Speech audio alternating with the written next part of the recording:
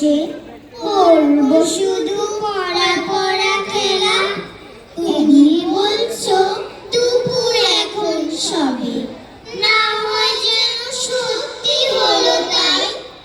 একদিনও কি দুপুর বেলা হলে বিকেল হলো মনে করতে নাই?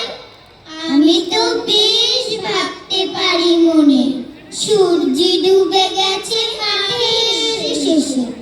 বাগদি বুড়ি চুপড়ি করে নিয়ে